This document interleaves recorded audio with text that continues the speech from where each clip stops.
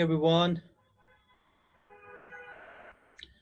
Good evening. Very welcome to AKJ Academy. स्वागत है आप सभी लोगों का।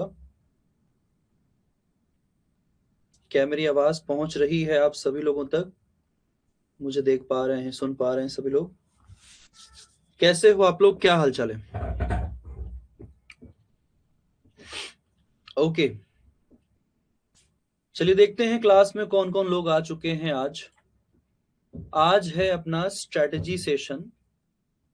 स्ट्रेटजी यानी कि इस बार हम लोग प्रॉपर, हमेशा की तरह ही प्रॉपर वे में एक आने वाले अपने एग्जाम को ध्यान में रख करके कंप्लीट एक ऐसे स्ट्रेटजी को डिस्कस करेंगे जो आप लोगों के लिए बहुत जरूरी है। ठीक है, और इस बार मैं सीधे क्लास की शुरुआत नहीं कर रहा हूं। पहले क्या होता था कि मैं ओरिएंटेशन क्लास लेने के बाद जो अगली क्लास होती थी वो हम थ्योरी स्टार्ट कर देते थे, बट इस बार मैंने कुछ चीजें और अपडेट की हैं। कुछ चीजों को हमें डिस्कस करना है। हम एकदम से जंप नहीं करेंगे आने वाले अपने जो थ्योरी क्लासेस है उसके ऊपर।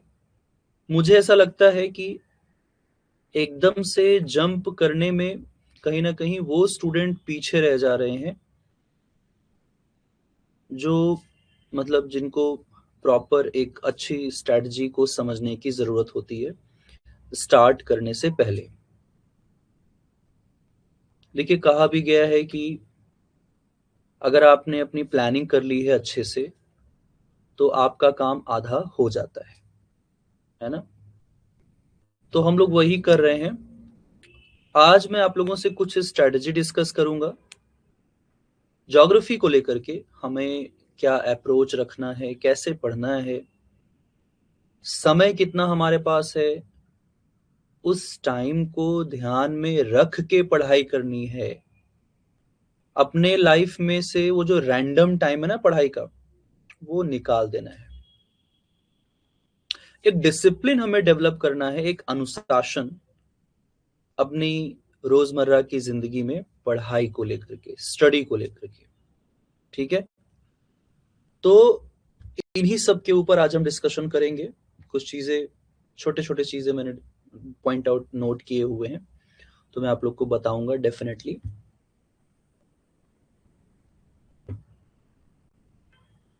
हाँ, एकदम एकदम निश्चिंत रहिए। आज 1 घंटे के सेशन में हम लोग आपके, चूंकि आप सभी लोग यहाँ पर आपने जो विश्वास दिखाया है एकेजे एकेडमी, मेरे ऊपर जो विश्वास दिखाया आप सभी लोगों ने, उसी विश्वास को कहीं ना कहीं हमें थामे रखना है और अपने एग्जाम को लेकर के बहुत ही सीरियस तरीके से पढ़ाई करनी है। तो हर साल 2 बार एग्जाम होते हैं अपने यूजीसी नेट के।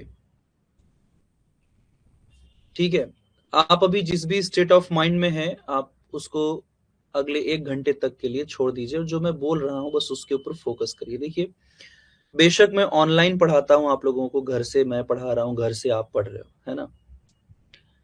लेकिन इसी ऑनलाइन क्लासेस के थ्रू हमने पिछले 6-7 सालों में टॉपर्स प्रोड्यूस किए हैं, रैंकर्स प्रोड्यूस किए हैं, जॉब लगे हैं बच्चों के, कोई असिस्टेंट प्रोफेसर बना है तो कोई लेक्चरर बना है, हमारे इन्हीं क्लासेस से बना है। ठीक है, तो उसका बहुत सिंपल सा रीजन ये है कि मैं बहुत ही स्ट्रेटेजिकली पढ़ाता हूँ। ऐसा नहीं है कि बस मुझे पढ़ाते रहना है, पढ़ाते रहना, आपको पढ़ते रहना है, ऐसी चीजें नहीं मैं करता। इनफैक्ट हर सीजन में हम लोग कुछ ना कुछ नया करते हैं एकेजे एकेडमी के ऊपर, इस प्लेटफॉर्म पे। इस बार भी हम लोग करेंगे, मैं बताऊंगा आप लोग को। अभी पहले हम समझने की कोशिश करते हैं कि दरअसल आपको क्या चाहिए। Let's forget everything about syllabus, let's forget everything, the problems in your life, जो समस्याएं हैं आपके जीवन में, कुछ समय के लिए उसको भूल जाइए। कुछ समय के लिए पढ़ाई को हम एक तरफ रख देते हैं, थोड़ी समय के लिए। आपको क्या चाहिए जीवन में? अगर आपको लग रहा है कि आपको एक अच्छी नौकरी चाहिए, तो वो नौकरी आपके लिए कैसी होनी चाहिए? अच्छी का मतलब क्या है? अच्छी, अच्छा जो भी है, आपको क्या चाहिए? आप लेक्चरर बनना चाहते हैं या आप असिस्टेंट प्रोफेसर बनना चाहते हैं? क्योंकि हमारा जो रूटीन है वो उसी लक्ष्य से जुड़ा है। समझ रहे हैं? जैसे अगर छत पे जाना है तो पहली सीढ़ी चढ़नी पड़ेगी, एकदम से जमीन से जंप लगा के छत पे नहीं पहुंच जाएंगे। तो आपको ये सबसे पहले डिसाइड करना है आपको बनना क्या है, असिस्टेंट प्रोफेसर, लेक्चरर, या फिर बस समाज में एक सरकारी नौकरी हो जाए तो नाम हो जाए, एक गवर्नमेंट जॉब मिल जाए तो बस उसी में हम गुजर बसर कर लेंगे। अगर ये भी है तो आपको अपनी पढ़ाई उसके अकॉर्डिंगली बनानी पड़ेगी।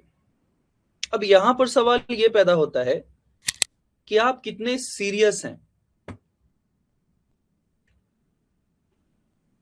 देखिए, इंस्टॉलमेंट, बुक्स, ये सारी चीजें आकाश और बाकी लोग देख रहे हैं। ये सारी चीज आप चैट पे मैसेज करके पूछिए। हम अपने समय का सदुपयोग करते हैं। ठीक है, आप लोगों को बुक्स मिलेगा, आई थिंक डिस्पैच होना शुरू हो चुका होगा, तो वो सारी चीजें आपको मिल जाएंगी, टेंशन मत लो। एडमिशन आपका उसी के उस पर हुआ तो मिलेगा, ऐसा नहीं है कि वो चीज नहीं मिलेगा। 12 महीने वाला कोर्स लिया तो बुक टेस्ट सीरीज दोनों मिलेगा, 6 महीने वाला कोर्स लिया तो क्लास और बुक्स आपको मिल जाएगा। ठीक है, जहां तक मुझे मालूम है कि अगर आपने इंस्टॉलमेंट पे लिया है तो पहला इंस्टॉलमेंट पे करने के बाद जब आप सेकेंड इंस्टॉलमेंट पे कर देंगे, जैसे ही उसके तुरंत बाद आपका बुक निकल जाएगा। अगर फुल पेमेंट कर दिया है तो आई थिंक बुक डिस्पैच का लिस्ट रेडी किया जा रहा होगा, उसमें टाइम लगता है थोड़ा सा, वेरिफिकेशन वगैरह सब चीज किया जाता है, देन बुक रिलीज हो जाएगा। ठीक है, आप तक पहुंच जाएगा। डिस्पैच होने के 5 to 6 वर्किंग डेज में पहुंच जाता है, हार्डली 1 वीक मान के चलिए। ठीक है, हो गई। अभी हम बात करेंगे असिस्टेंट प्रोफेसर जिन लोगों का टारगेट है। ठीक है, जिनका भी टारगेट है असिस्टेंट प्रोफेसर, आपको लग रहा है कि आप अभी जो कुछ भी जॉब कर रहे हैं, मेरे पास बहुत सारे ऐसे स्टूडेंट हैं जो लेक्चरर हैं, जो टीचर हैं, ठीक है, पीएचडी कर रहे हैं, बट ये है कि उनका अल्टीमेट टारगेट है असिस्टेंट प्रोफेसर। असिस्टेंट प्रोफेसर आपको बनना है तो असिस्टेंट प्रोफेसर बनने के कई सारे तरीके हैं, और जिस तरीके पे हम लोग चल रहे हैं, जो जिस मेथड को वी आर एक्चुअली फॉलोइंग, वो है पढ़ाई करके। दूसरा मेथड है डायरेक्ट इंटरव्यू से, और डायरेक्ट इंटरव्यू में काफी पैरवी लगानी पड़ती है, ये बातें जग जाहिर है। मतलब सपोर्ट सिस्टम आपका बहुत अच्छा होना चाहिए, पहचान, असिस्टेंट प्रोफेसर बनने के लिए। अभी आपको मालूम होगा कि कुछ 10 दिन पहले, हफ्ते भर पहले आई थिंक, उत्तर प्रदेश जो शिक्षा सेवा चयन आयोग है, लास्ट ईयर एग्जाम हुआ था अक्टूबर में, नवंबर में, ऐसे कुछ असिस्टेंट प्रोफेसर का पेपर लीक हो गया और पूरी की पूरी भर्ती कैंसिल कर दी गई, रद्द हो गई। एग्जाम के थ्रू हो रहा था, उसको रद्द कर दिया गया। ये कोई पहला मैटर नहीं है, ये हर स्टेट में हो रहा है। ठीक है, तो ऐसे वाकये होते रहते हैं, ये सब इंसिडेंट्स आपको देखने को मिलेगा।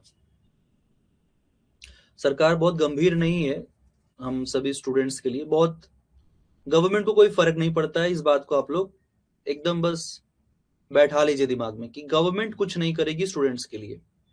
आपको अपने हिस्से का स्ट्रगल करना पड़ेगा, हमें अपने हिस्से का स्ट्रगल करना पड़ेगा ही पड़ेगा। आपको दो चीजों से लड़ना है, एक तो अपनी पढ़ाई, अपने लक्ष्य की प्राप्ति के लिए लड़ाई करनी है, और दूसरा आपको लड़ना है इन्हीं सब चीजों से। एग्जाम होगा, कैंसिल होगा, लीक होगा, ये सब सारी चीजें आपके साथ पैरेलली चलती रहेंगी। ठीक है, उनसे आपको घबराना नहीं है। पहला काम वो होता रहेगा। भर्ती रद्द हो गया है तो एक जन आंदोलन जरूर उठेगा। अगर सब लोग पार्टिसिपेट कर रहे हैं तो आप भी पार्टिसिपेट करिएगा उसमें। सब लोग पार्टिसिपेट नहीं कर रहे हैं तो वहां पर मुखिया बनने की कोशिश मत करिएगा, क्योंकि जो मुखिया बनता है उसी का करियर सबसे पहले चौपट किया जाता है। ठीक है, दिल्ली हो, जेएनयू हो, या बहुत सारे और भी इंस्टीट्यूशंस के एग्जाम्पल हैं आपके सामने, कभी भी लीडर मत बनिएगा इन सब चीजों में। ठीक, this is my personal opinion and this was also my experience, so I am sharing with all of you कि कभी भी लीडर मत बनिएगा इन सब चीजों में। सेकेंड थिंग कि आप अपने लक्ष्य को हमेशा दिमाग में रख करके पढ़ाई करिए।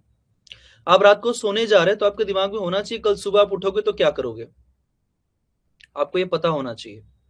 जब आप रात को सोने जाएंगे तो सुबह उठ करके स्ट्रेटजी बनाएंगे कि आज मैं दिन भर ये करूंगा। ऐसी चीजें आपको नहीं करनी है।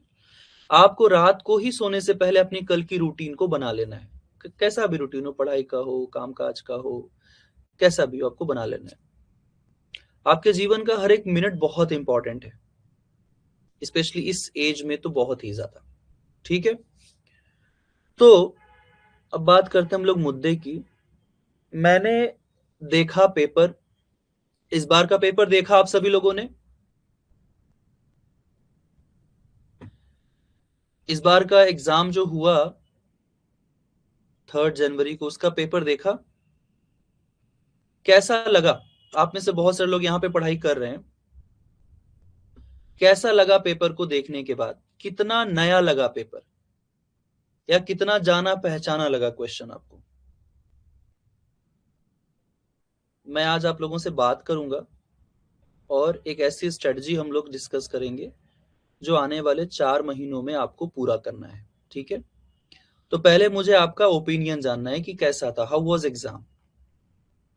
पेपर को देख करके और यहाँ पर पढ़ाई करने के बाद आपको क्या लगा? क्या आपको ऐसा लगा कि ठीक है, जैसे पहले थे वैसे ही आज भी हैं, वैसा ही पेपर लग रहा है कि कुछ भी नहीं पढ़ा हुआ है? या आपको ऐसा लगा कि हाँ भाई, इस बार लग रहा था कुछ पढ़ करके गए हैं हम, इस बार तो पढ़ाई हमने की, ऐसा फील आ रहा होगा कि चलो ये क्वेश्चन, ये टॉपिक तो पढ़ा हुआ लग रहा है।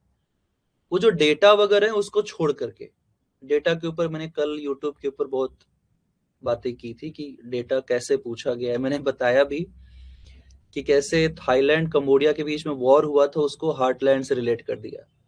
अब अगर कोई हार्टलैंड पढ़ा हुआ अच्छे से तो उसको मालूम है कि वो करंट अफेयर नहीं है।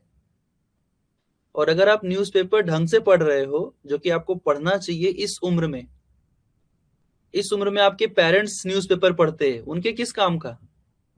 किसी काम का नहीं है। पेरेंट्स मतलब उनकी उम्र हो चुकी है, कुछ नहीं तो 50 45 50 साल से तो कम नहीं होंगे पेरेंट्स। भाई मेरे पेरेंट्स भी 60 के आसपास पहुंच ही चुके हैं, फादर तो क्रॉस कर ही गए। ठीक है, तो उनके किस काम का newspaper? But yes, if you are a reader, आपको पढ़ना पसंद है, तो आप केवल सिलेबस की किताबें ही नहीं पढ़ोगे।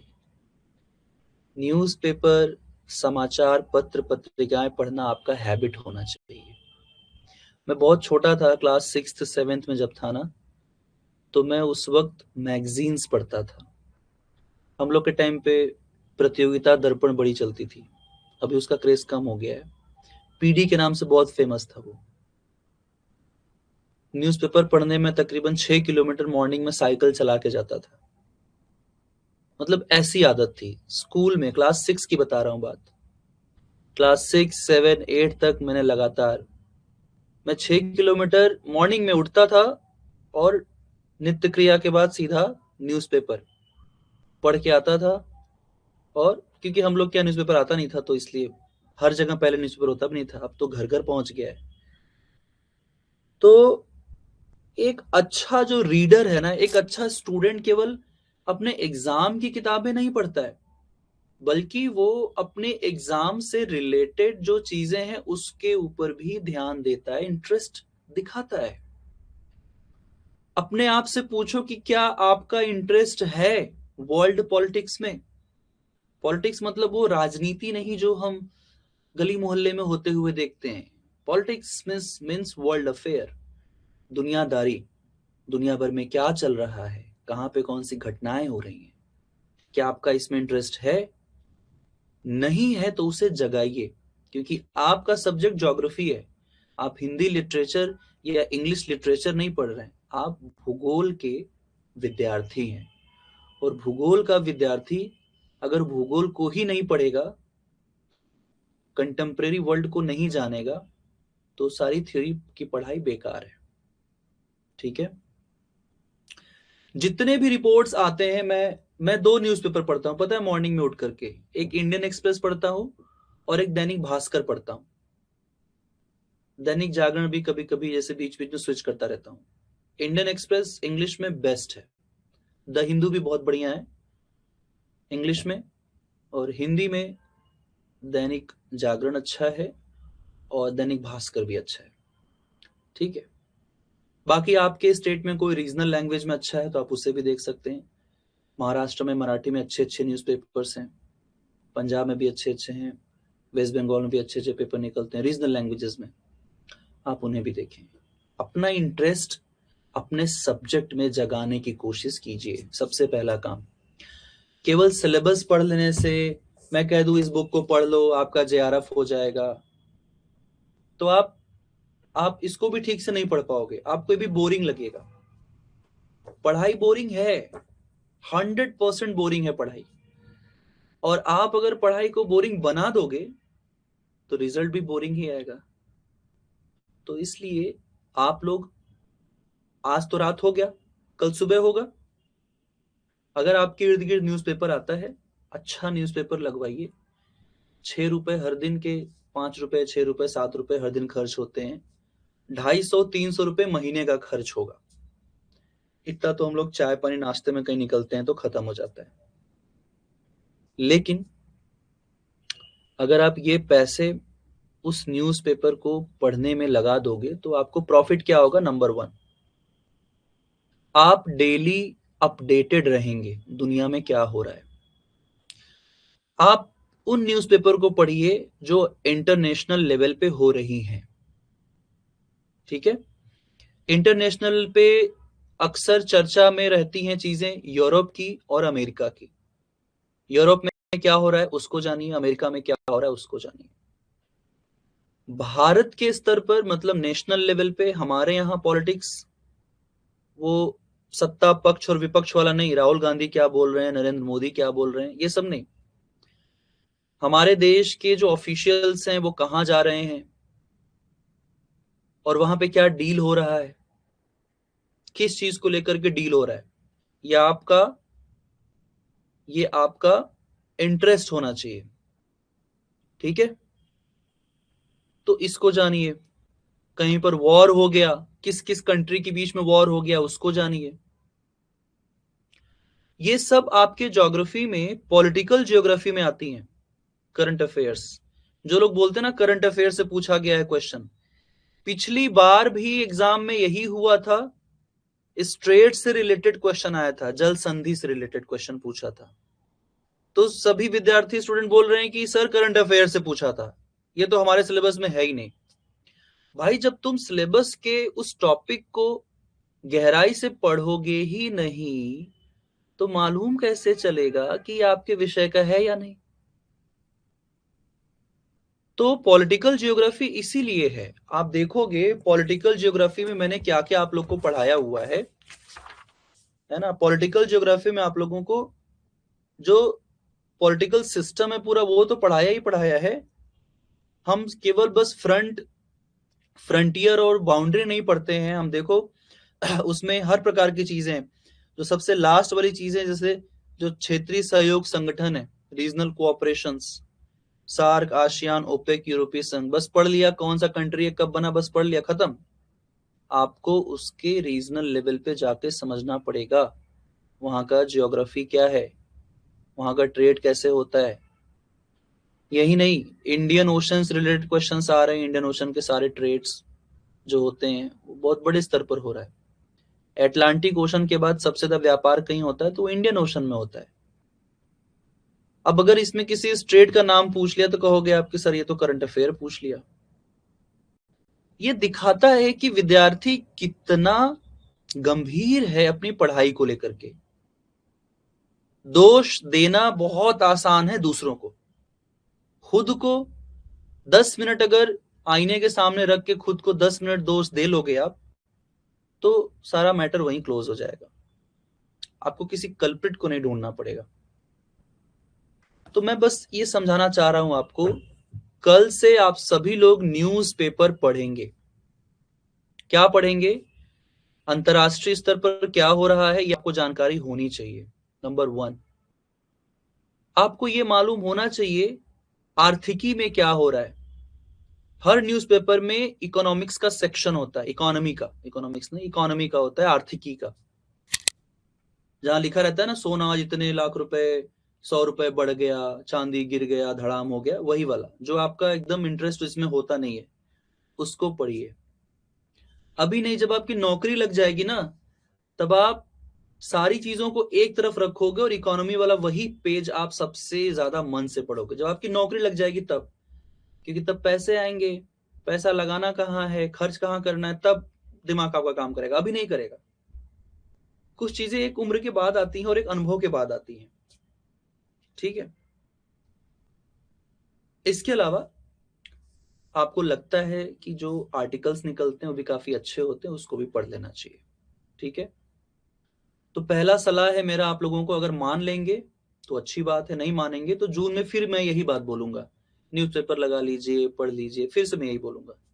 पिछले बार भी दिसंबर वाले सेशन के लिए यही सब मैंने बोला था, जुलाई में। तो मैं रिपीट करूंगा खुद को, क्योंकि आप लोग वही रिजल्ट रिपीट करोगे तो मुझे वही सब कुछ रिपीट करना पड़ेगा, ठीक है। आर्टिकल्स भी आपके न्यूज़पेपर में ही आते हैं, आर्टिकल का एक सेक्शन होता है। मैं कल आप लोगों के लिए एक छोटा सा रील बना दूंगा, ये वीडियो बना दूंगा, बता दूंगा कि न्यूज़पेपर में क्या क्या कहां पर पढ़ना होता है जो हमारे लिए यूजफुल है, ठीक है। वहां पर यह भी लिखा हुआ रहेगा कि, है ना, बहुत सारी चीजें लिखी हुई होती हैं। अगर न्यूज़पेपर कायदे से पढ़ने बैठोगे आप तो 3-4 घंटे लग जाएंगे, लेकिन इतना टाइम नहीं देना है। 15 से 20 मिनट में आपका न्यूज़पेपर खत्म हो जाएगा, ऐसे पढ़ना है उसको, मोर देन इनफ। नॉलेज मिल गया आपका, काम खत्म, हटाइए उसको एक तरफ रखिए, ठीक है। मैं वीडियो बना दूंगा एक आप लोगों को समझने के लिए कैसे पढ़ना है, ठीक। अब दूसरी बात हम करने वाले हैं अपने सिलेबस की, जो कि हमारे स्ट्रेटजी सेशन का कोर पॉइंट है, ठीक है। तो मैं आप लोग को दिखाता हूं कि हमारा सिलेबस कितना बड़ा है, कितना छोटा है। देखिए, ये आपका ज्योग्राफी है, मैं फिर बोल रहा हूं ना आप लोगों को, फिर से मैं बोल रहा हूं, मैं चाहता हूं कि आप लोग अगर यहां पर हैं तो आप ना, चलिए मैंने क्विज स्टार्ट कर दिया है।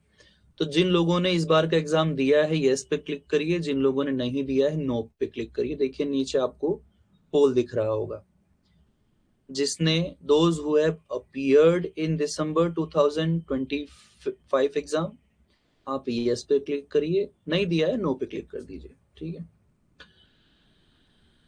ओके, नहीं देने वाले की संख्या यहाँ पर कम है, देने वालों की संख्या ज्यादा है।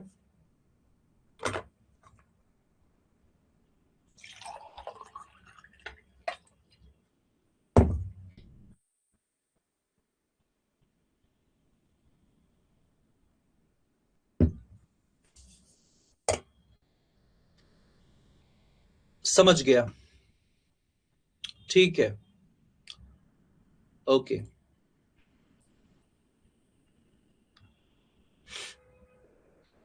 अब देखिए,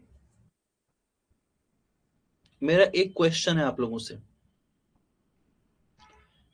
मेरा एक क्वेश्चन है, सभी लोग ध्यान से सुनिएगा। कट ऑफ का बता दिया है मैंने यूट्यूब के ऊपर, रुको बता रहा हूं फिर से, मुझे तो याद भी हो गया लगभग लगभग, लेकिन रुको फिर से बता रहा हूँ भाई। देखो भाई, कट ऑफ जो है वो जाने वाला है इस बार जेआरएफ के लिए, जनरल कैटेगरी में 208 से 210 नंबर। इसी में थोड़ा आगे पीछे ऊपर नीचे होगा, थोड़ा, ज्यादा नहीं, थोड़ा। ओबीसी का जेआरएफ के लिए 198 नंबर से 200 नंबर, थोड़ा बहुत ऊपर नीचे। ईडब्ल्यूएस कैटेगरी के लिए 204 से 206, 104 टू 106, 206, है ना, 2 नंबर आगे पीछे जोड़ लीजिए बस। एससी कैटेगरी के लिए 186 से 188 और एसटी कैटेगरी के लिए 180 से 182 फॉर जेआरएफ। अगर आपका इसके आसपास है तो उम्मीद कायम रखिएगा। ये मतलब मेरा कोई एनटीए से कोई टेलीफोनिक कन्वर्सेशन नहीं है कि मैंने फोन किया, पूछ लिया, उन्होंने बता दिया, मैंने आपको बता दिया, नहीं। ये प्रिडिक्शन है इतने सालों की पढ़ाई के बाद कि इतना कट ऑफ इस बार का जा सकता है। एक आध नंबर ऊपर आगे पीछे 2 नंबर हो सकते हैं, बस यही होगा। ऐसा नहीं है कि कट ऑफ बढ़ करके 218 230 चला जाएगा। न गया है पहले, न अभी गया है कुछ टाइम पहले, और ना ही आगे जाने वाला है। कट ऑफ हमेशा इतने के ही इर्द गिर्द रहेगा दिसंबर के लिए। यूट्यूब पे बता दिया है मैंने। आप लोग यूट्यूब देखते नहीं हो, आप लोग चाहते हो कि मैं सपने में आपके आऊं, सब कुछ बता दूं, क्लास भी ना देखना पड़े, सपने में ही सब कुछ काम पूरा, सोते भी रहे और सपना भी पूरा हो जाए और पढ़ाई भी पूरा हो जाए। ठीक है, चलो अब हम बात करते हैं अपने मेन सिलेबस की, जिसको मैं आप लोग को बता रहा था। अब देखिए, मैंने आप लोग को ये सब पढ़ा दिया है, पढ़ाते आ रहा हूं, पढ़ाऊंगा भी।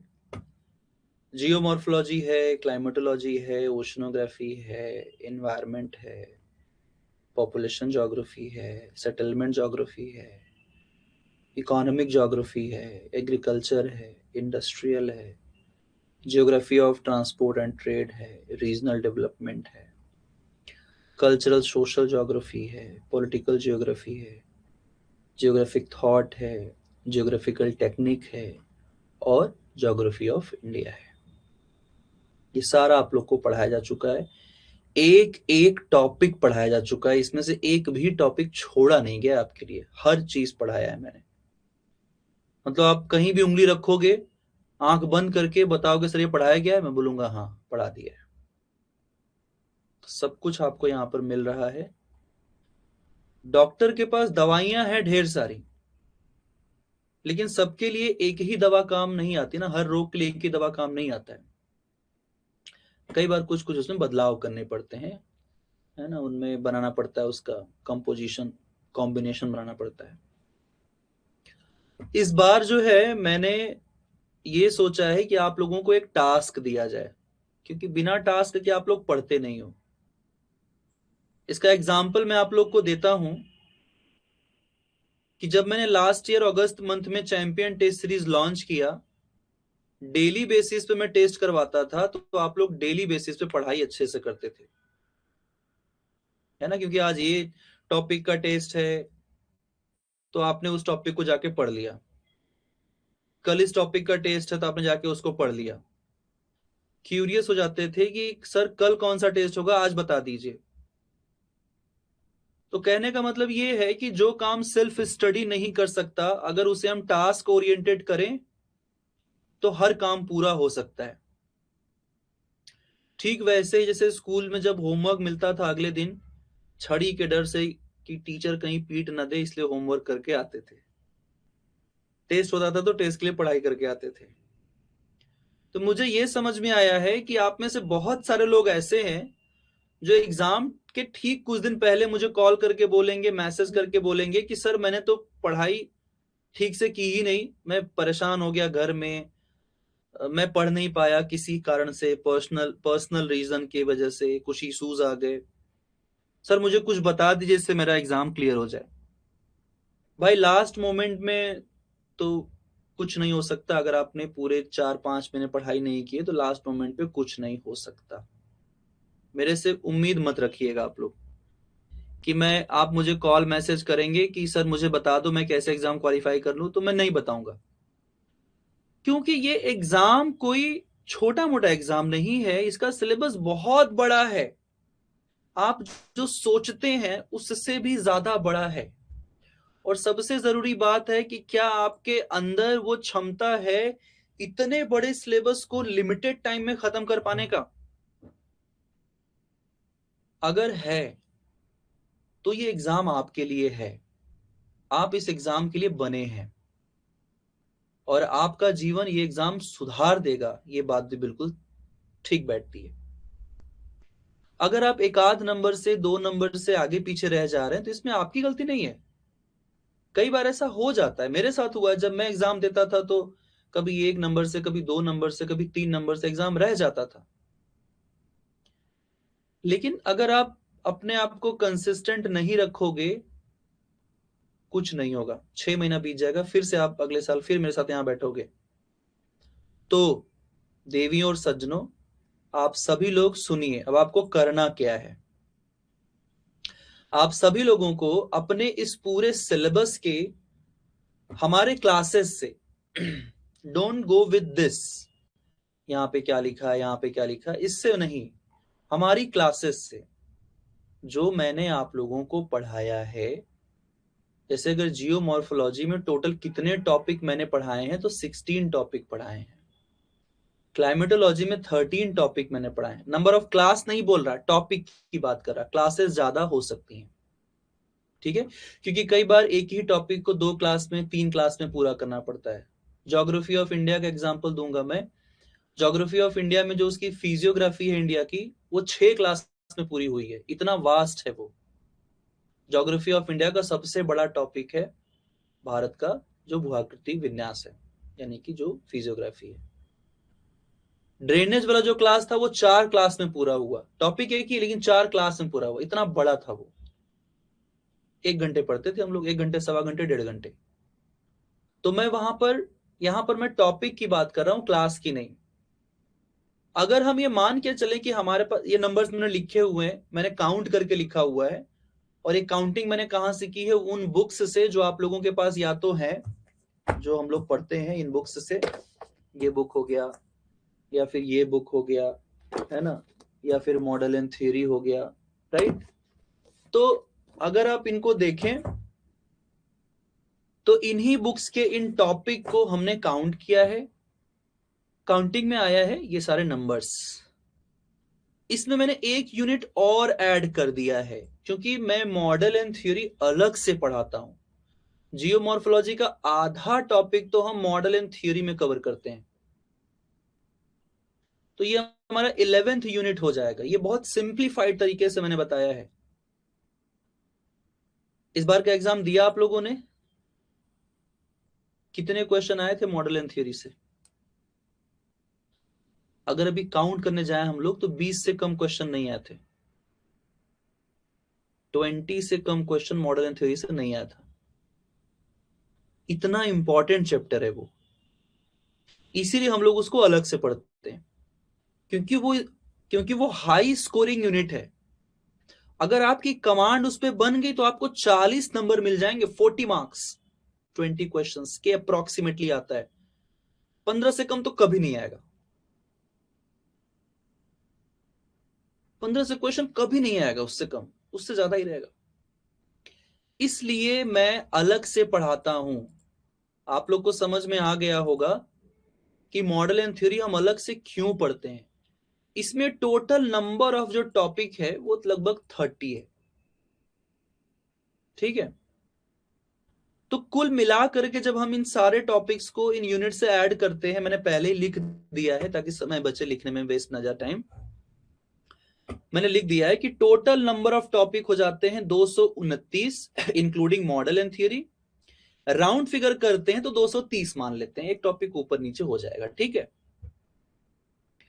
अब मैं आप लोगों के लिए केवल 4 महीने लेके चल रहा हूं, 4 मंथ ओनली। 6 महीना नहीं है आपके पास, केवल 4 महीने हैं, आज से लेकर के जून एग्जाम के लिए। पूरा जून महीना छोड़ दीजिए, पूरा जनवरी मंथ को छोड़ दीजिए, 2 महीने गए। तो बचा आपका फरवरी, मार्च, अप्रैल, मई, 4 महीना, ठीक है। 4×3=12, 120 दिन होते हैं, 120 डेज हैं आपके पास। 230 टॉपिक पढ़ना है, केवल यही टास्क नहीं है, यह आपका सबसे पहला टास्क है, नंबर 1, ठीक है। इसका मतलब क्या है, राउंड फिगर हम करें, 230 को डिवाइड कर दे 120 से, तो 1.91 के आसपास आता है, which is round figure 2 topic every day. मतलब अगर आप ज्योग्राफी ऑफ इंडिया से 2 टॉपिक पढ़ते हैं, एक दिन में 2 टॉपिक आपको पढ़ना है, तो यह घट करके 29 हो जाएगा। अगर आप जियोग्राफिकल टेक्निक से पढ़ते हैं 2 टॉपिक डेली, तो ये घट करके 18 हो जाएगा। एक चीज आप लोग को मैं क्लियर बता दूं, मैं फिर से बोलूंगा, नहीं, मॉडल में टोटल नंबर ऑफ मॉडल्स हैं वो। मैं टॉपिक बोलूंगा, जैसे अगर अगर मान लीजिए कि इंडस्ट्रियल ज्योग्राफी का अगर टॉपिक है, तो उसमें सारे को मैंने एक मान लिया, है ना। एक एक एक टाइप के होते हैं, तो उसको एक मान लिया मैंने, है ना। समझ में आ रही बात मैं क्या बोलने जा रहा था? हाँ, देखिए भाई, अगर आपको असिस्टेंट प्रोफेसर बनना है, वो बहुत सीरियस हो जाइए। आपको ये सारे टॉपिक्स पढ़ने हैं। अभी दिसंबर एग्जाम के लिए मैंने आप लोगों को क्लास में लगभग 2 महीना पहले बताया था, मोस्ट इंपॉर्टेंट टॉपिक जो आपको पढ़ने चाहिए यूजीसी नेट के लिए। ठीक है, पहले तो आप सभी लोग ये सारे टॉपिक्स को पढ़ेंगे, जल्दी से जल्दी खत्म करेंगे, 4 महीना लेके नहीं चलेंगे, जल्दी से जल्दी खत्म करेंगे। दूसरा, आप लोगों को इंपॉर्टेंट टॉपिक्स वाला जो लिस्ट है वो मैं दूंगा, मैं उसका बना करके वर्ड फाइल में आप लोगों को शेयर करूंगा। इंपॉर्टेंट टॉपिक वाले जो लिस्ट होंगे, उसको आप एडिशनली पढ़ेंगे। एडिशनली मतलब आफ्टर कवरिंग दिस और इन बिटवीन, मतलब या तो एक साथ करते चलिए, बेटर ऑप्शन है। इंपॉर्टेंट टॉपिक वाले जो लिस्ट हैं, उन टॉपिक्स को आप डेली पढ़ते चलेंगे, एक एक टॉपिक। मैं हमेशा बोलता हूं, अगर आपको भूलने की आदत है, तो जियोग्राफी के हर टॉपिक को 3 बार पढ़िए, अलग अलग टाइम में। 3 बार पढ़िए, किसी भी टॉपिक को 3 बार पढ़िए। पहली बार पढ़ेंगे नहीं समझ में आएगा, दूसरी बार पढ़ेंगे समझ में आना शुरू होगा, तीसरी बार पढ़ेंगे याद हो जाएगा। ठीक है, अगर आप ये सोच रहे हो कि एक बार पढ़ लूंगा हो जाएगा, नहीं होगा भाई, एक बार पढ़ने से नहीं होगा। यहां पर ऐसे धुरंधर बैठे हैं जो 5 बार, 6 बार, 7 बार एग्जाम दे रहे हैं, लेकिन नेट भी नहीं हो पा रहा है। मतलब हमारे क्लास में नहीं, मुझे मैसेज आते हैं। तो अगर आप पहली बार एग्जाम देने जा रहे हैं, इट इज वेरी डिफिकल्ट। आपको सबसे पहले तो पूरा पढ़ना है। दूसरा पार्ट ये है कि याद भी होना चाहिए, केवल पढ़ने से नहीं होगा। हम जितना पढ़ते हैं, उसका केवल 25% हमें याद रहता है। 100% पढ़ेंगे, 25% याद रहेगा, 75% हम भूल जाते हैं। एंड इट्स ह्यूमन नेचर, अगर आप हर चीज याद रखोगे तो पागल हो जाओगे। इसीलिए भगवान ने, ईश्वर ने हमें ये ऐसी शक्ति दी है कि इंसान 100 साल तक जीवित रह सकता है। ठीक है, तो ये अच्छी बात है। लेकिन अगर आप 6 महीने मेहनत करते हैं किसी टॉपिक के ऊपर, बार बार बार बार पढ़ते हो, तो वो 6 महीने तक आपके दिमाग में रहेगा। उसके बाद भले भूल जाएगा, लेकिन 6 महीने तक दिमाग में रहेगा आपके वो। और आपको केवल 6 महीने तक ही पढ़ाई करनी है, जीवन बदलने के लिए इतना टाइम काफी है। जीवन को बदलने के लिए, लाइफ को चेंज करने के लिए 6 month is more than enough, if you are a determined aspirant, hard working aspirant. अगर आप इतना कर लेते हो तो, अनुशासन है तो आप कर लोगे। अजय, हो जाएगा एक दिन में, कोई बड़ी चीज नहीं है, 24 घंटे हैं आपके पास। अब देखिए, यही क्वेश्चन है जो नहीं आना चाहिए, कैसे करेंगे, कैसे कंप्लीट करोगे, ये मुझे नहीं मालूम, मुझे नहीं मालूम। लेकिन आपको करना पड़ेगा भाई, टारगेट बहुत लंबा है। ये पहली लिस्ट है, आ रहा हूं मैं आपके दूसरे लिस्ट पे। अब ये देखिए, इस साल ज्योग्राफी को हमें कैसे कवर करना है। ठीक है, ये 5 पिलर हैं, ये 5 पिलर है हमारे ज्योग्राफी के लिए। ज्योग्राफी में टोटल 200 मार्क्स होता है। इस 200 मार्क्स में से आपको कोशिश करना है कि आप लोग कम से कम 140 प्लस स्कोर करें। ये मैं मिनिमम बोल रहा हूं, मैक्सिमम तो आपके ऊपर है। इसका मतलब ये होता है कि 70 प्लस आपको क्वेश्चंस सही करने हैं। अगर आप 70 प्लस क्वेश्चन ज्योग्राफी में कर रहे हैं तो आपका पेपर 1 में ज्यादा स्कोर करना पड़ेगा, 35 प्लस करना पड़ेगा, विच इज वेरी डिफिकल्ट। लेकिन लेकिन अगर आप ज्योग्राफी में 75 प्लस स्कोर कर लेते हो और पेपर 1 में 30 प्लस स्कोर भी कर लेते हो तो आप जेआरएफ के बहुत नजदीक हैं। आप चाहते हैं कि फॉर श्योर आपका जेआरएफ क्वालिफाई हो जाए फॉर जनरल एस्पिरेंट्स, मैं जनरल कैटेगरी के हिसाब से बात कर रहा हूं, ठीक है। आप फॉर श्योर चाहते हैं कि आपका जेआरएफ हो जाए तो इसको 80 प्लस तक ले जाइए, 80 प्लस करिए इसको, और इसको एज इट इज रहने दीजिए, यानी कि 30 प्लस। ये हो जाएगा ज्योग्राफी, ये हो जाएगा पेपर 1, जो कि 110 नंबर होते हैं। अगर आप इतना कर लेते हो तो आप सेफ जोन में रहेंगे। हालांकि पिछली बार जो जून का पेपर था उसमें स्कोर काफी कट ऑफ ऊपर चला गया था, काफी मतलब इसके ऊपर भी चला गया था, लेकिन ये हमेशा नहीं होता है, कभी कभी होता है। अगर आप इतना स्कोर नहीं कर पा रहे हैं तो जेआरएफ नहीं होगा, आप लिख के ले लो मेरे से। अब मुझे बताओ कि आपको ये 80 प्लस 100 में से देख करके पढ़ करके कैसा लग रहा है। मैं कह रहा हूं कि एक्स स्टूडेंट है, उनको 100 क्वेश्चन में से 80 क्वेश्चन सही करने हैं, कैसा लग रहा है? क्या ये पॉसिबल दिख रहा है? इज इट पॉसिबल दिख रहा है कि ये हो जाएगा? कम ऑन, बताओ मुझे आप। क्या 80 के आसपास आप स्कोर कर सकते हैं?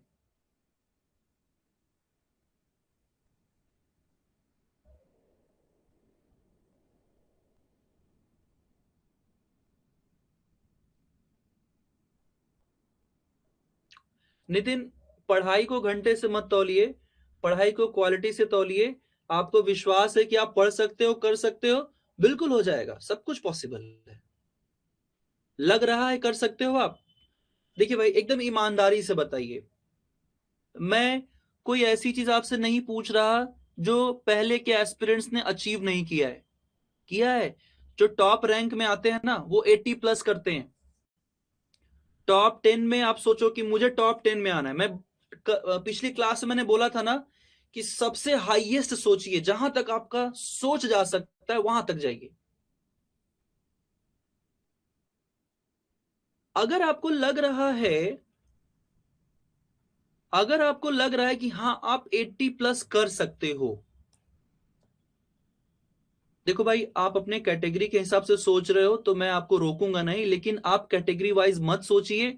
जो मैं कह रहा हूं बस उसको सोच के देखिए कि क्या आपके लिए ज्योग्राफी में 100 क्वेश्चन में से 80 क्वेश्चन आप कर पाएंगे। अगर मन से आवाज आ रही है हाँ,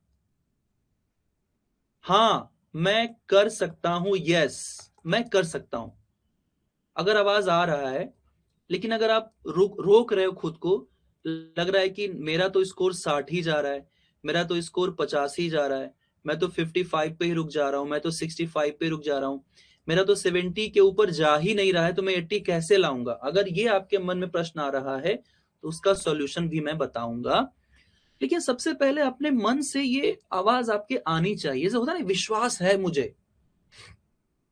जब मैं क्रिकेट खेलता था, I was a professional cricketer. जो आप लोग मैच देखते हो ना, इंटरनेशनल क्रिकेट्स वगैरह होती हैं, मैं वो खेलता था, ठीक है। जब मैं खेलता था ना तो मेरे सामने बड़े बड़े प्लेयर आते थे, मतलब मेरे से भी कद काठी में हट्टे कट्टे, अच्छा खेलते थे, बहुत बेहतरीन खेलते थे। अब मैं उन सब में भी बहुत एवरेज था, बट फिर भी मैं सोचता था कि मैं कर सकता हूं। इतना कॉन्फिडेंस था खुद के ऊपर कि I was a medium pacer, जिसको इंडिया में फास्ट बॉलर बोला जाता है ना, वो मीडियम पेसर होते हैं। I was medium pacer. Fast bowler India में होते ही नहीं, या तो पाकिस्तान में होते हैं या तो ऑस्ट्रेलिया में होते हैं, ठीक है। तो I was a medium pacer, medium pacer था। मेरी हाइट भी बहुत, मतलब मैं 5'7", 5'6", 5'7" के बीच का हूँ, हाँ। तो जब मैं बॉल डालता था ना तो सामने कौन खड़ा है मुझे फर्क ही नहीं पड़ता था। वो रणजी ट्रॉफी खेल के आया है, वो एयर इंडिया से खेला है, या वो इंडिया रिप्रेजेंट करके आया है, या वो अंडर 19 खेला है, मुझे फर्क नहीं पड़ता था। मेरे हाथ में बॉल होती थी, सामने 3 स्टंप्स दिखते थे, दैट्स इट, और कुछ दिखता ही नहीं था। और बड़े बड़े प्लेयर्स को मैंने आउट किया था उस टाइम पे। जिन जिन बैट्समैन को मैंने आउट किया था, उन्होंने इंडिया को रिप्रेजेंट किया। And this was the time of 2008 2009, जब मैं अपने इंटरमीडिएट के लेवल पे था। तब की बता रहा हूं बात में, जब मेरी उम्र 17-18 साल हुआ करती थी, 16-17 साल का हुआ करता था मैं। तो वो मेरी बात नहीं है, बात ये है कि क्या आपको लगता है, ये सवाल बहुत जरूरी है, डू यू रियली थिंक कि आप इतना स्कोर कर सकते हो? अगर जरा सा भी लग रहा है ना, निसंकोच बोलिए हाँ, यस। अब बस आपको क्या करना है, अब आपको इन 5 पिलर्स के अकॉर्डिंग पढ़ाई करनी है। बस यही 5 काम है जो आपको आने वाले 15 जून, अब मैं यहां पर डेट बदल रहा हूं, 15 जून तक आपको खत्म कर लेने हैं।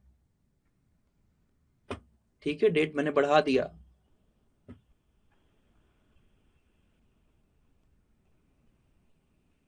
देखो गाइस सुनो, अभी ना मैं थ्योरी क्लास स्टार्ट नहीं करूंगा आने वाले 2-3 क्लास तक। तो प्लीज मेरे से मत पूछेगा सर थ्योरी कब से पढ़ेंगे। आने वाले 2-3 क्लास तक मैं थ्योरी नहीं पढ़ाने वाला हूं। इस बार पहले मैं आपके हर एक डाउट को खत्म करूंगा, तब क्लास स्टार्ट करूंगा। जैसे कंफ्यूजन बहुत होता है ना, एग्जाम टाइम में सारे डेट्स जो याद करते हैं भूल जाते हैं। तो ऐसे अगर डाउट्स हैं तो इन्हीं सब के ऊपर पहले हम चर्चा करेंगे, क्योंकि शुरुआत हम ऐसे करेंगे, जो हमें आगे जाकर के परेशान करता है उसको हम अभी से खत्म करेंगे, फेज आउट करेंगे धीरे धीरे उसको। उसके ऊपर जो है ना, जो हमारा डर है ना, उसके ऊपर हम धीरे धीरे धीरे धीरे ओवरकम करेंगे। तो इसीलिए मैं आने वाले 2-3 क्लास और आपको कोई थ्योरी क्लास नहीं पढ़ाने वाला। शुरुआत हम ऐसे करेंगे ताकि आपके दिमाग में एक बात रहे कि मुझे ऐसे ही चलना है, मुझे ना दाएं देखना है ना बाएं देखना है, मुझे ये रास्ता मालूम है, इस पे चलना है, आगे जाके मुझे मेरा मंजिल मिल जाना है। ठीक है, अब आपके पास क्या है, 15 जून तक का टाइम है। 5 पिलर्स, ये 5 पिलर्स हैं। तो पहला पिलर जो मैंने आपको बताया वो थियरी था। थियरी का मैंने आपको टारगेट दे दिया, कितना दिन, 4 मंथ, है ना। कब तक जाना है आपको, लास्ट कब तक जाना है, मई मंथ के बाद आप थियरी नहीं पढ़ेंगे। कॉपी पेन लेके बैठे हो आप लोग, कॉपी पेन नोटबुक कुछ रखा है सामने, है आसपास, नोट करना शुरू कर दीजिए।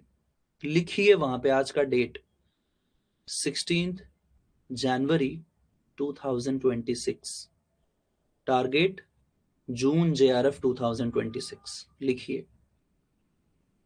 और वहां लिखिए कि आपके पास 4 महीने हैं, इसी 4 महीने में आपको पूरी थ्योरी मई मंथ में खत्म कर देनी है, फिनिश। पहला टारगेट, पहला टास्क आपका, पहला टास्क, टास्क नंबर 1। कैसे होगा मैं बताऊंगा आपको, उसका टेंशन मत लो, मैं हूं यहां पे बैठा हुआ, ठीक है। मैं चाहता हूं कि आप ना बस मेहनत करो, कैसे करना है मैं बताते चलूंगा आपको, ठीक है। अब टास्क नंबर 2, PYQ नंबर 2 पे क्यों रखा मैंने, PYQ नंबर 2 पे इसलिए रखा, ये देखो पेपर है, कल मैंने इसको डिस्कस किया था, ये पेपर है आपका ज्योग्राफी का, कल डिस्कस किया था यूट्यूब पे। जो सबसे पहला क्वेश्चन है ना, ये प्रीवियस ईयर क्वेश्चन है, ये PYQ है। अभी मैं बनाऊंगा इसका लिस्ट, कितने PYQ आए थे, थोड़ा ना काम में बिजी हूं एक। ये PYQ है, ये क्या है, ये PYQ, ये नया क्वेश्चन नहीं है, ये सारे सेपरेट सेपरेट एग्जाम में आ चुके हैं, ये कोई नया क्वेश्चन नहीं है।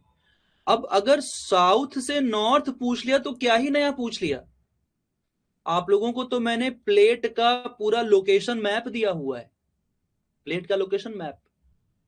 और प्लेट टेक्टोनिक तो मैं बोलता ही हूं कि प्लेट टेक्टोनिक जियोमॉर्फोलॉजी की जान है, आत्मा है वो, जियोमॉर्फोलॉजी उसी में बसती है, उसी के इर्द गिर्द इतने थियरी हैं, अगर आप केवल उनको भी पढ़ लो ना, तो भी अगर जियोमॉर्फोलॉजी के 10 क्वेश्चन आएंगे तो उसमें से 3-4 क्वेश्चन आप बहुत आराम से कर लोगे, दौड़ते खेलते हंसते कूदते। पीवाईक्यू है, इसको नया क्वेश्चन है मैं नहीं कहूंगा।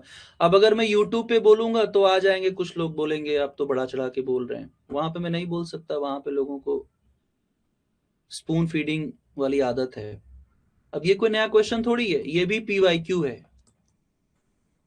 नीस क्या पहले नहीं आ चुका है?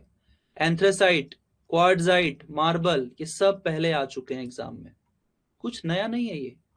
ठीक है, ये क्वेश्चन नया था लेकिन प्रीवियस ईयर क्वेश्चन पेपर से था, बहुत पहले million sheet degree sheet exam में आ चुका है, बहुत पहले 2011 या 2012 के आसपास आया हुआ है question. Let me show you more. ठीक है, अगला क्वेश्चन देखिए, मॉनसून। ये प्रीवियस ईयर क्वेश्चन पेपर नहीं है लेकिन मॉनसून टॉपिक है, इंपॉर्टेंट, हम पढ़ते हैं। ये क्या है? ये क्योटो प्रोटोकॉल से पूछा गया है, इंडिया का। पीवाईक्यू ही कहलाएगा, पहले भी पूछे जा चुके हैं, नया क्वेश्चन भी कहलाएगा। अब ये क्या है? ये कोई नया क्वेश्चन थोड़ी है, वॉन थ्यूनन का मॉडल है, उसके सारे रिंग्स से क्वेश्चन पूछे गए हैं।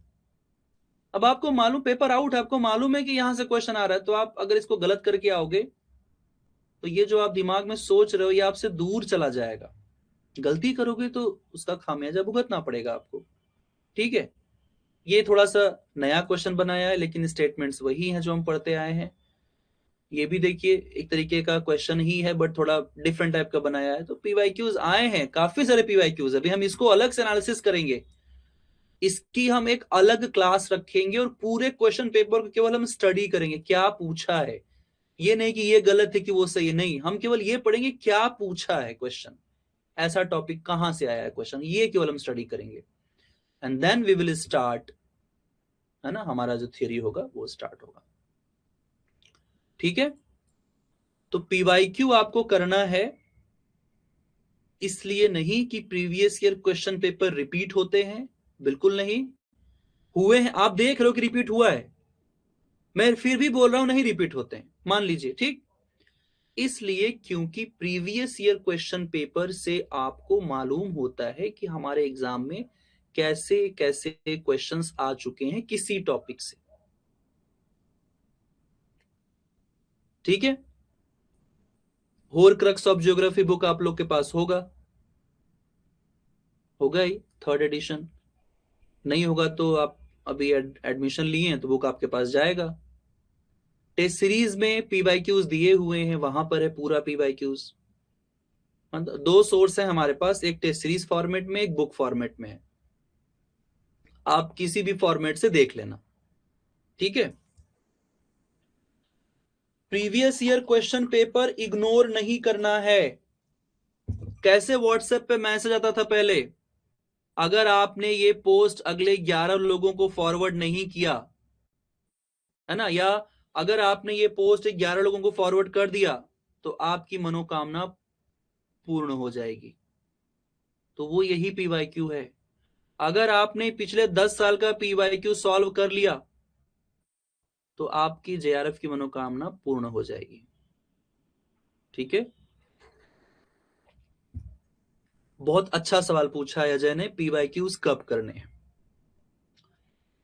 पीवाईक्यूज टॉपिक पढ़ने के बाद नहीं करना है। ठीक है, पीवाईक्यू टॉपिक पढ़ते हुए करना है। पीवाईक्यू इज अ टास्क, आपको लगभग 2,500 से 3,000 क्वेश्चन सॉल्व करने हैं बिफोर एग्जाम पीवाईक्यूज के। प्रीवियस ईयर क्वेश्चन बोलते हैं पीवाईक्यूज को, प्रीवियस ईयर क्वेश्चन। ठीक है, हाँ रिचा, हाँ।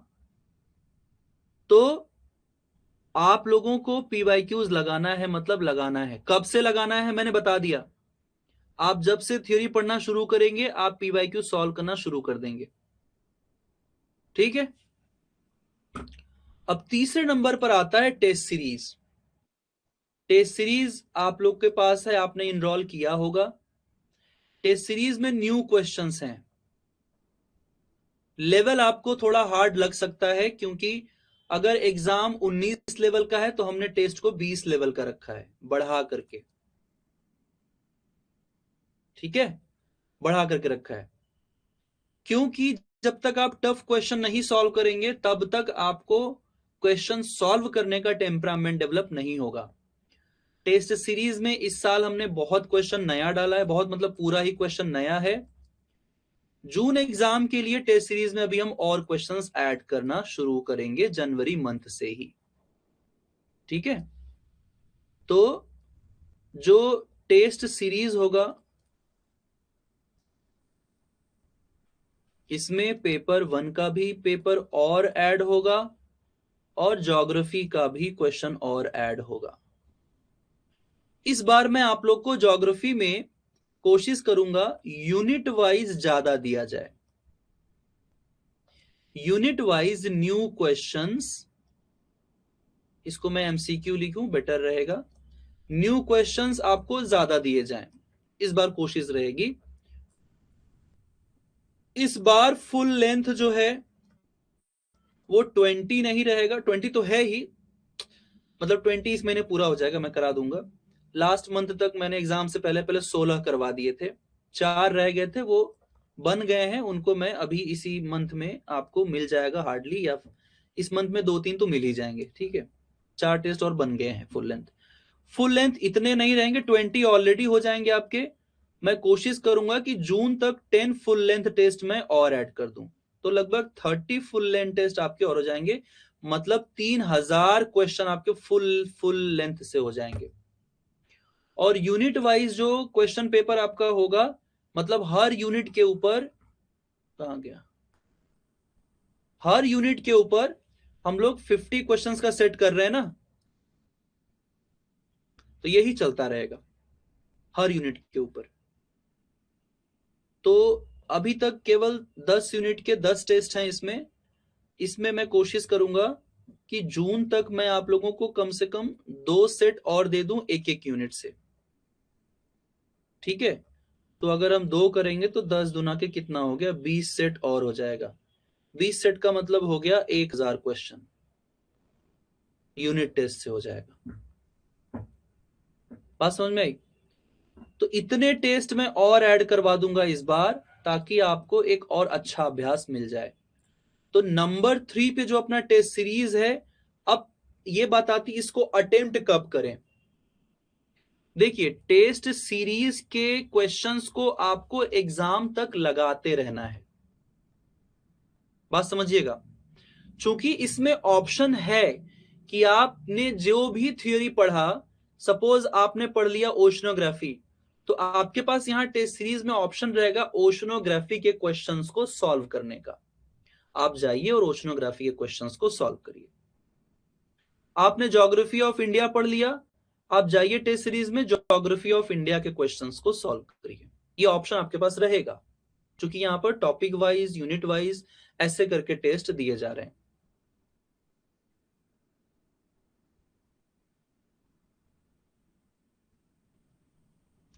कोमल रुक जाइए, बता रहा हूं, बता रहा हूं। टेस्ट सीरीज अगर आपने 12 महीने कोर्स लिया है तो उसमें टेस्ट सीरीज इंक्लूडेड है, 6 महीने कोर्स लिया है तो टेस्ट सीरीज आपको लेना होगा, ये आप लोग को पहले ही बता दिया गया था, ठीक है।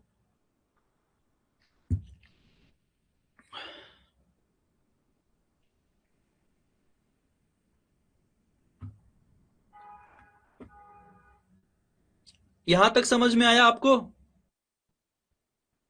एवरीवन? मैं जो बोल रहा हूं समझ में आ रहा है? टेस्ट सीरीज कब करना है, जैसे ही आपने कोई थियोरी कोई यूनिट का पढ़ लिया, तो यूनिट वाइज टेस्ट सीरीज वहां है ऑलरेडी। अगर आपने वो यूनिट पढ़ लिया तो उस यूनिट का full length test, unit test वहां पर अवेलेबल रहेगा, ठीक है। ये ऐसे करना है आपको, इसका कोई टाइमलाइन नहीं है, लेकिन आपको कोशिश करना है कि जितने क्वेश्चंस वहां दिए गए हैं वो सारे खत्म हो जाने चाहिए एग्जाम से पहले। अगर हम मान के चलें कि इसमें लगभग 7 से 8 हजार क्वेश्चन है नए, 8 हजार क्वेश्चन मान के चलते हैं, क्योंकि 8 हजार क्वेश्चन हो जाएगा। अब 8 हजार क्वेश्चन है और आपको 8 हजार क्वेश्चन पूरे सॉल्व करने हैं, ठीक है, कितना समय हमारे पास है? 5 महीने लेके चले, 5 × 15, 150 दिन। पर डे आपको 50 क्वेश्चन लगाने हैं। पर डे, एवरी डे आपको 50 क्वेश्चंस लगाना है। देखिए, मैंने इसलिए पहले ही पूछा, क्या आप लोग 100 में से 80 क्वेश्चंस करेक्ट कर सकते हैं? अंदर से आवाज आई हाँ। तो अब उस हाँ के बाद ये सारे टेक्निक्स हैं जो आपको हर दिन करने हैं। नहीं करेंगे तो कुछ ना कुछ छूट जाएगा।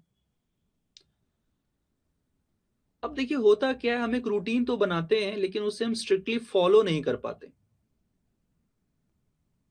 फॉलो क्यों नहीं कर पाते? क्योंकि वो बात, मतलब हम डिलाई कर देते हैं, हम कैजुअल हो जाते हैं। ठीक है, कर लेंगे, आज नहीं करेंगे तो क्या हो जाएगा, 2 दिन रेस्ट कर लेते हैं फिर कर लेंगे वाली ये चीजें आती हैं।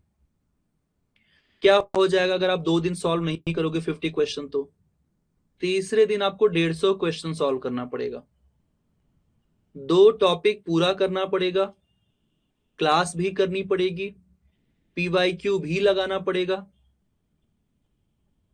इतना सब टास्क आपका एक दिन का है। तो अभी मैं आ रहा हूं, फाइनल वर्डिक्ट पे आऊंगा मैं। पहले हम 4th पॉइंट को देख लेते हैं।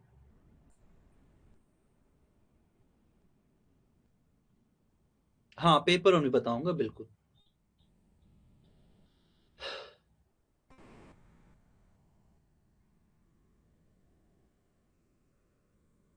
मैं बता रहा हूं, मेरी बात सुनिए सब लोग, ठीक है? अब जब आपने थ्योरी पढ़ लिया, PYQ लगा रहे हैं, टेस्ट सीरीज सॉल्व कर रहे हैं, रिवीजन नहीं करेंगे तो काम चल जाएगा, ऐसा सोच रहे हैं आप? रिवीजन किसका करना है? रिवीजन का नियम यह कहता है कि जो आपने पढ़ा है उसका रिवीजन करना है। PYQ का रिवीजन नहीं करना है, टेस्ट सीरीज का रिवीजन नहीं करना है। जो आपने पढ़ा है, पढ़ा का मतलब ये कोर है, कोर है ये। आप इस कोर से दूर नहीं जा सकते, क्योंकि यहीं से आपके जो मार्क्स हैं वो इंप्रूव होंगे। रिवीजन अगर आपने नहीं किया तो पढ़ी हुई चीजें कुछ समय के बाद भूलनी शुरू हो जाएंगी। अमूमन एक ह्यूमन जो ब्रेन है, वो आज अगर उसने कोई चीज पढ़ा, आज कौन सा दिन है, डिपेंड करता है क्या पढ़ रहा है, पहली बार पढ़ रहा है, दूसरी बार पढ़ रहा है, तीसरी बार पढ़ रहा है, डिपेंड करता है। अगर आपने आज 16 जनवरी है, आपने कोई नया पढ़ लिया, कोई न्यू टॉपिक आपने पढ़ लिया आज। अब आज मान लीजिए आपने पढ़ लिया हार्टलैंड थ्योरी पढ़ लिया, ठीक है? पहली बार पढ़ा आपने हार्टलैंड थ्योरी, मान लेते हैं। हार्टलैंड थ्योरी मैंने पता है कब पढ़ा था पहली बार? मास्टर्स के लास्ट सेमेस्टर में पढ़ा था मैंने, लास्ट सेमेस्टर में। उसके पहले पढ़ा ही नहीं, मालूम ही नहीं था, सिलेबस में नहीं था, पढ़ा ही नहीं, टाइम ही नहीं मिला। And who cares about JRF? मस्ती चल रही है, कॉलेज का लाइफ है, 2 साल की पढ़ाई है, सब खत्म हो जाएगा। लेकिन असली स्ट्रगल तो 2 साल के बाद स्टार्ट होता है, जब दोस्त आगे निकल जाते हैं और आप वहीं रह जाते हैं। यही नहीं, ये सिलसिला 2 3 4 साल 5 साल तक चलता है। आपका दोस्त 4 साल पहले जॉब ले लिया, 5 साल तक आप अभी तक तैयारी ही कर रहे हो। आप नेट और JRF का एग्जाम ही दे रहे हो, वो JRF निकाल के PhD उसकी खत्म हो गई, वो असिस्टेंट प्रोफेसर बन गया, और आप अभी भी JRF JRF JRF सुबह शाम रटे जा रहे हैं। तो अगर हमने मास्टर्स में ही थोड़ा सा बेहतर डिसीजन लिया होता, तो उसी मास्टर्स के डिसीजन से आज कहीं ना कहीं, अगर आपकी उम्र 28 साल है, तो आप या तो PhD कर रहे होते, या PhD सबमिट करने वाले होते, या आप हो सकता है कहीं पर असिस्टेंट प्रोफेसर ज्वाइन कर चुके होते। 28 साल, 29 साल, 30 साल, यही उम्र होता है, ठीक है? एनीवेज, अगर आपने 16 जनवरी को कोई नया टॉपिक पढ़ा, हार्टलैंड थियरी, अब चूंकि आपने 16 को इसको पढ़ लिया, इसका मतलब 17 को आप जरूर कुछ और पढ़ोगे, 18 को फिर कुछ और पढ़ोगे, 19 को फिर कुछ और पढ़ोगे आप। तो जैसे जैसे आप नया टॉपिक पढ़ते जाते हैं, पहले के पढ़ी हुई टॉपिक वैसे वैसे ही भूलने लग जाती है।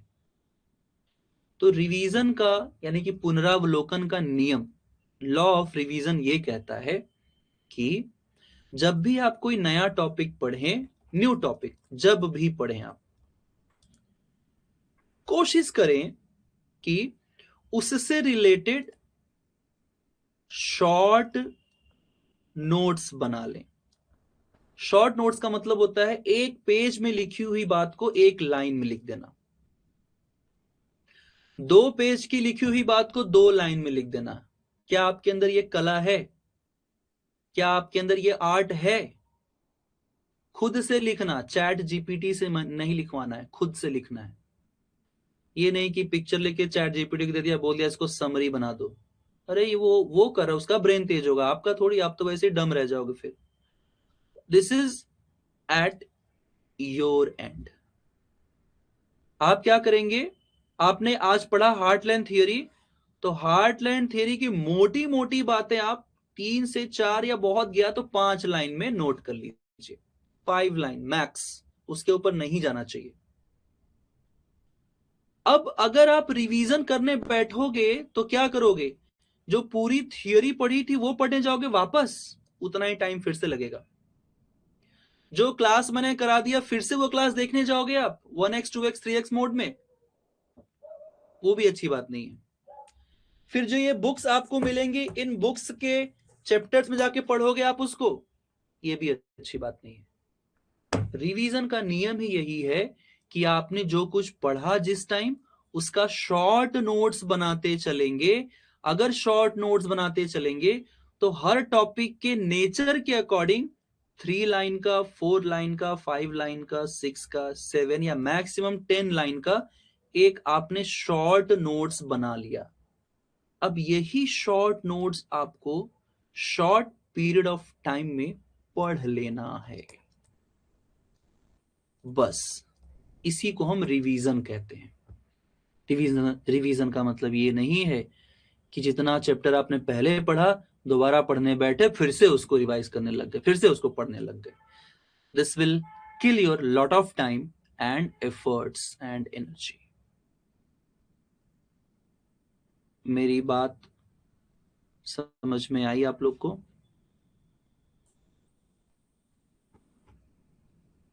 ये बात समझ में आया जो मैंने बोला?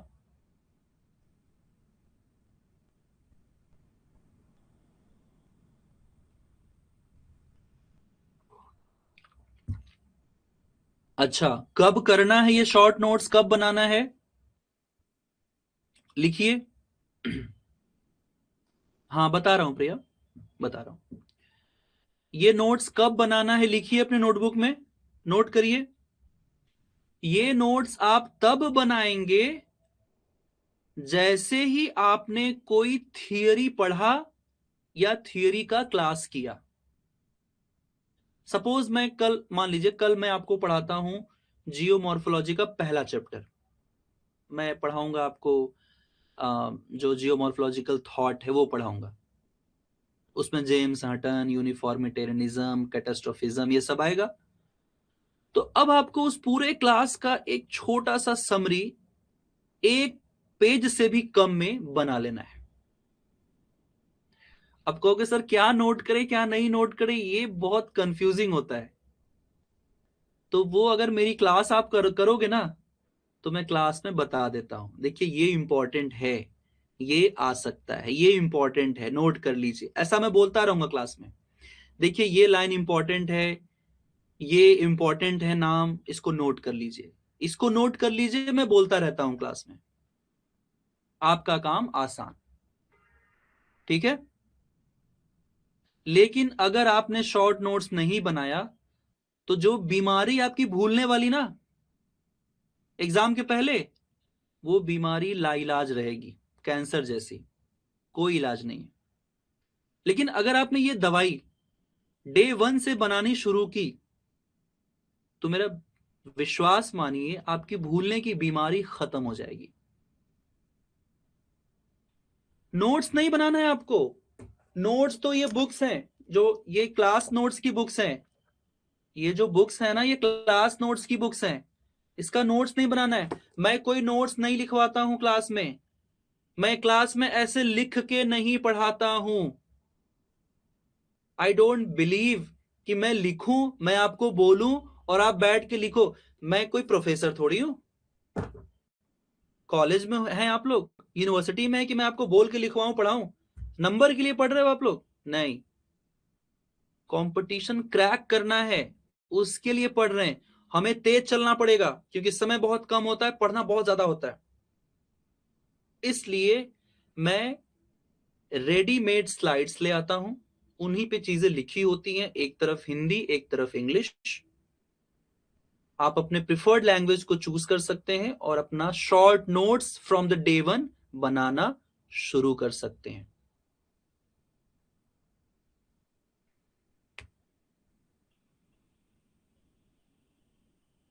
मेरी बात समझ में आई? लग रहा है कि 80 प्लस का स्कोर हो जाएगा। अभी एक स्टेप और बचा है।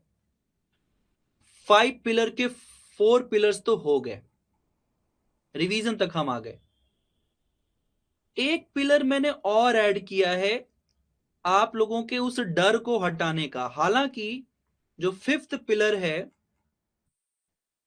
वो है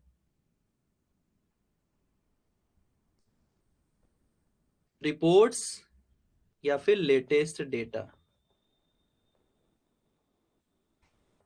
हमारा एग्जाम हुआ 3 जनवरी को 2026 में।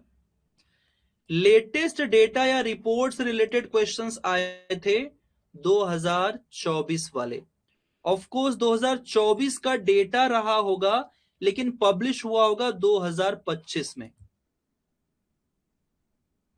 आंकड़े जब पब्लिश होते हैं तो उसका डेट नहीं होता है, जब का डेटा का आधार होता है। ठीक है। अब जैसे मान लीजिए जनगणना 2011 हुआ था, तो जनगणना 2011 हुआ था तो जनवरी 2011 में ही आ जाना चाहिए था ना, लेकिन नहीं हुआ। वो आता है मार्च में, अप्रैल में आता है, 4-5 महीने लग जाते हैं। तो ऐसे ही 2024 के आंकड़ों को 2025 में पब्लिश किया गया, बेस ईयर बन गया 2024। व्हाई दिस इज इंपॉर्टेंट, हम क्यों डिस्कस कर रहे हैं? इस बार के एग्जाम में तकरीबन 3 से 4 क्वेश्चन आए थे ऐसे। राउंड फिगर कर ले तो 5 क्वेश्चन मान लेते हैं। ये नए हैं क्योंकि ये डेटा बेस्ड हैं। डेटा बेस्ड है। अब आप कहोगे सर डेटा तो हमें याद ही नहीं होता है। नहीं होता है,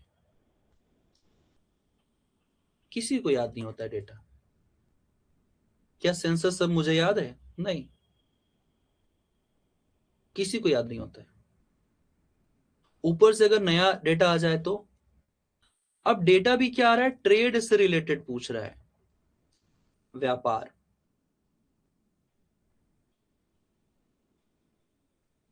लेट मी शो यू।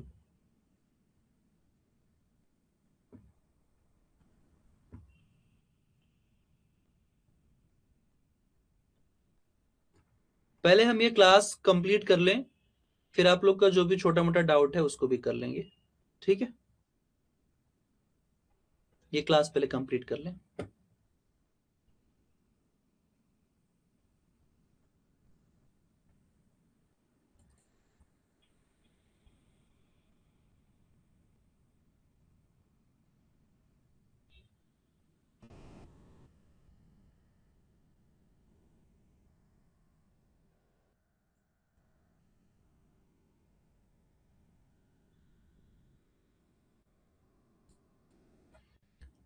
देखिए,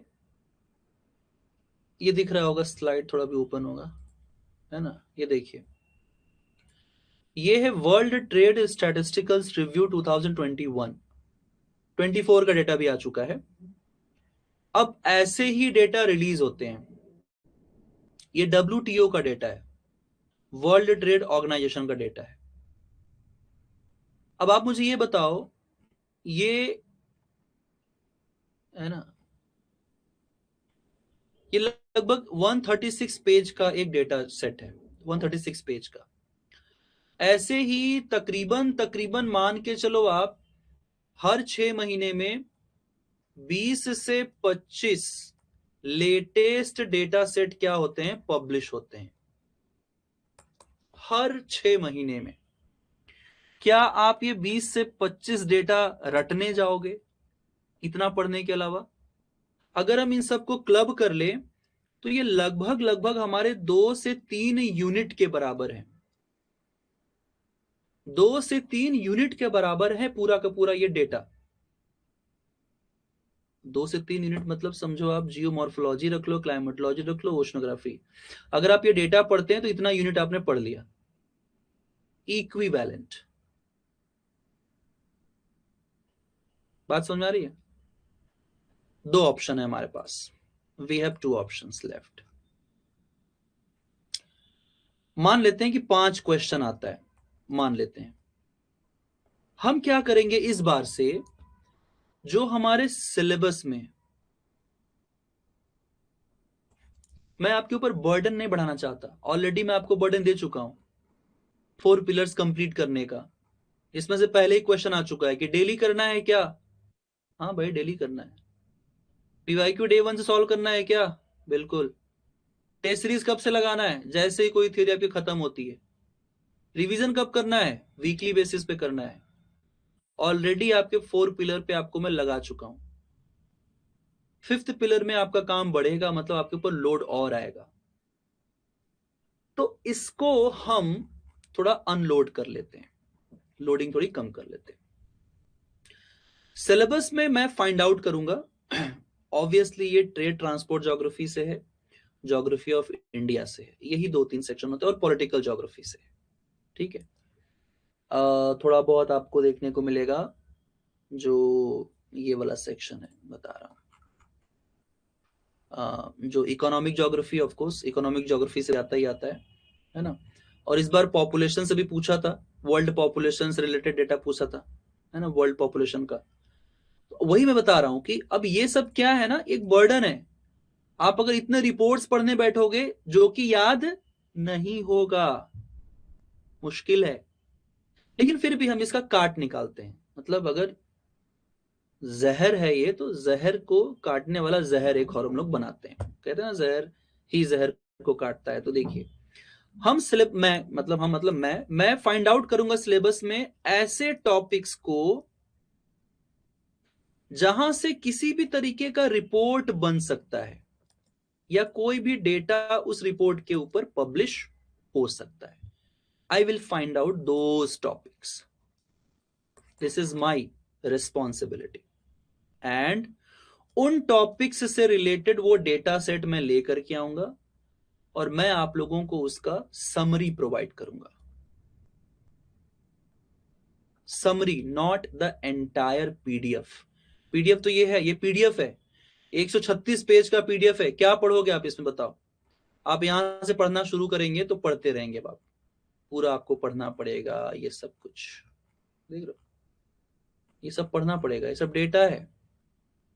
ठीक है, राइट।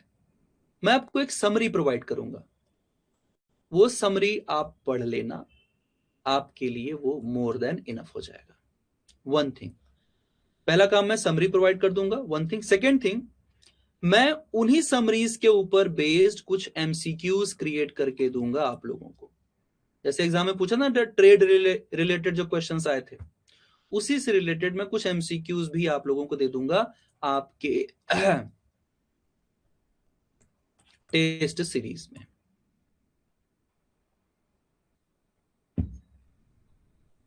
आपके टेस्ट सीरीज में वो समरी में आपको समरी का पीडीएफ मिल जाएगा, यस ऑफ कोर्स, और एमसीक्यू को टेस्ट सीरीज में डाल देंगे ताकि आप अभ्यास कर सकें, प्रैक्टिस कर सकें।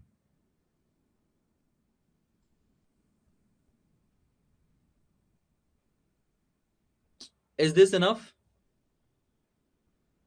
क्या ये पर्याप्त है आप लोग की उस डर, उस चिंता को समाप्त करने का? 5 क्वेश्चन है तो उसको भी हम लोग नहीं छोड़ेंगे, ठीक है। और आपके ऊपर बर्डन नहीं जाएगा, ये बर्डन मैं ले रहा हूं, और आपको मैं एक ऐसा तरीका दे रहा हूं कि वो आपके उसी स्टडी में मेन स्ट्रीम में चलता रहेगा। फिफ्थ पिलर जो एक डर है, सर करंट अफेयर आ गया था, पेपर का पैटर्न एनटीए ने बदल दिया, ये आपको नहीं कहना पड़ेगा। This is my core responsibility, ठीक है, बात समझ में आई। तो इन 5 पिलर्स की सहायता से हम लोग आने वाले जून 2026 को, एंड अगर आप दिसंबर के लिए पढ़ रहे हैं तो उसके लिए भी we are going to target. ये हमारा पूरे 5.5 मंथ का रोड मैप रहेगा, ठीक है ना। पेपर हम लोग एनालिसिस करेंगे, थियोरी क्लास हम तभी स्टार्ट करेंगे जब हम लोग ये समझ लें कि हां अब आप थियोरी क्लास करने के लायक हो गए हैं। बिफोर दैट मैं आपको हर चीज बताना चाहता हूं, हर तरीके से। बात समझ में आई?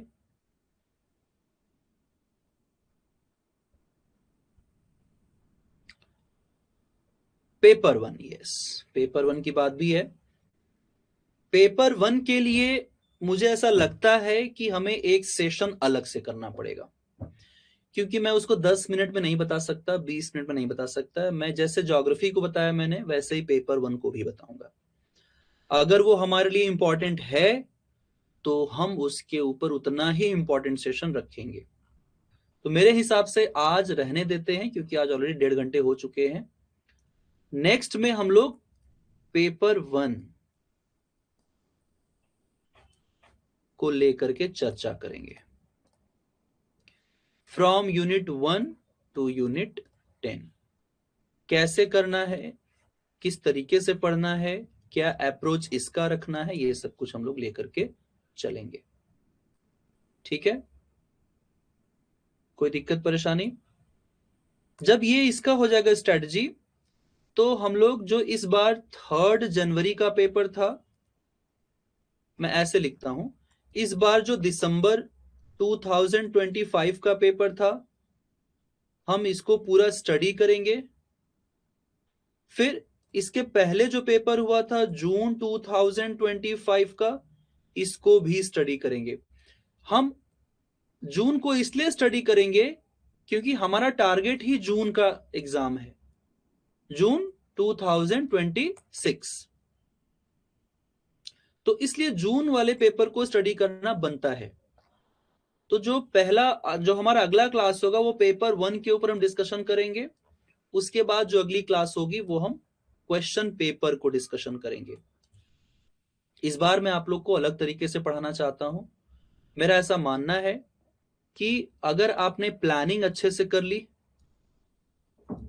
तो आपका 50% क्या होता है, विच इज हाफ डन। तैयारी आपकी हो जाएगी अगर आपने स्ट्रेटजी अच्छी बनाई है तो। हाँ, अब बताइए आपके क्या प्रश्न है, मैं उस पर चर्चा कर लेता हूं।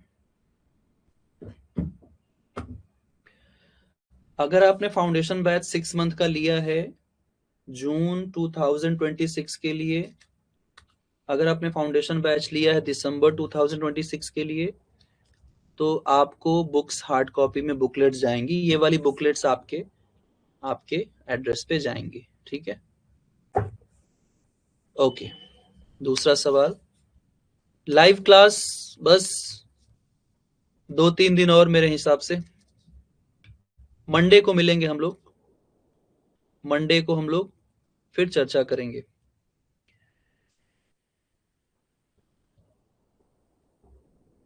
नहीं नहीं, सुनिए सुनिए सुनिए, सभी लोग यहां पर केवल ज्योग्राफी के स्टूडेंट है ना? कोई कॉमर्स का तो नहीं है, कोई हिस्ट्री का तो नहीं आ गया है, या किसी स्टूडेंट ने गलती से, जिसका इंग्लिश लिटरेचर और हिंदी लिटरेचर, उसने यहाँ पर ज्योग्राफी का बैच ले लिया है? कोई है क्या? अदर देन ज्योग्राफी यहाँ पर कोई है? एनीवन?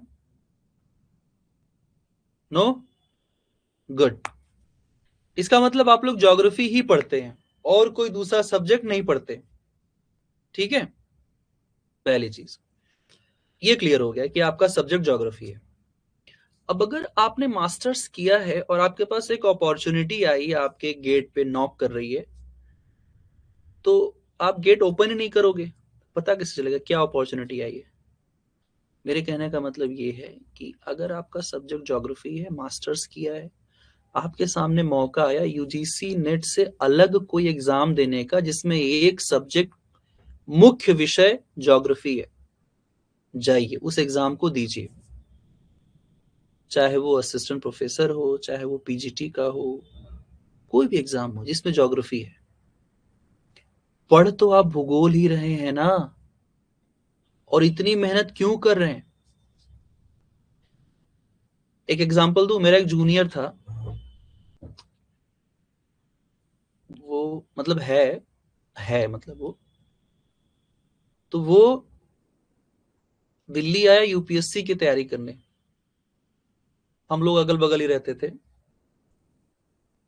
तो मैं जिस गली में रहता था उसके अगली वाली गली में वो रहता था।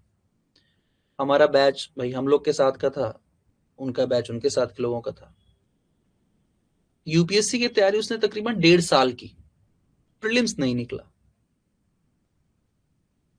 1.5 साल तैयारी की, प्रीलिम्स नहीं निकला उसका। तो उसने कहा कि ठीक है यार, ज्योग्राफी तो पढ़ ही रहा हूं, मेंस के लिए भी ऑप्शनल उसका वही था, ज्योग्राफी था।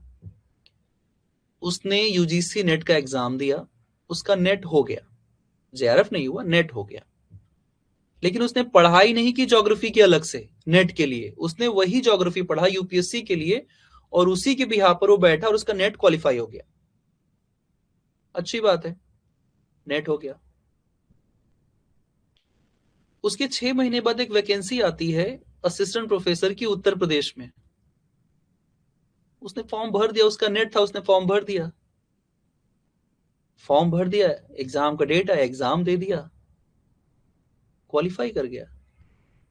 इंटरव्यू में गया, अच्छे मार्क्स मिल गए। आज वो असिस्टेंट प्रोफेसर है, मास्टर्स करके नेट करके असिस्टेंट प्रोफेसर है, एग्जाम निकाल लिया उसने। तो सोचो अगर वो यूजीसी नेट के लिए तैयारी करता रहता या फिर यूपीएससी के लिए तैयारी करता रहता, तो शायद वो आज जो उसके हाथ में वो भी ना होता। तो कई बार हम बागीचे में अच्छे फूल की तलाश में, जो सबसे पहला फूल मिलता है, अच्छे फूल की तलाश में उसको भी छोड़ के आगे बढ़ते रहते हैं, अंत में कुछ हाथ नहीं लगता है। सोचते हैं आगे चलते हैं, हो सकता है कुछ और अच्छी चीज मिल जाए। तो बेहतर है, आप भूगोल पढ़ रहे हैं, आप ज्योग्राफी पढ़ रहे हैं, अगर कोई ऐसा एग्जाम है जिसमें एक्स्ट्रा एफर्ट्स नहीं है, तो आप उस फॉर्म को भरिए, अप्लाई करिए, अपना ज्योग्राफी पढ़ते रहिए। अगर समय मिलता है उस एग्जाम के लिए कि हाँ भाई इसमें तो मैं थोड़ा सा कुछ एक्स्ट्रा करके और कर सकता हूं, तो बेशक करिए। हार्ड वर्किंग बनिए, स्मार्ट वर्क करिए, कोशिश करिए कि आप जिस प्रिपरेशन टाइम से गुजर रहे हैं अपने जीवन के, इसी में आपका सिलेक्शन हो जाए। बात समझ रहे हैं? अब अगर आप जेआरएफ करता, फिर पीएचडी करता, 5 साल पीएचडी करता, फिर असिस्टेंट प्रोफेसर बनता, तो वो 5 साल नहीं करके पहले ही बन गया। कई बार किस्मत भी साथ देती है, अगर आप हिम्मत करते हैं तो।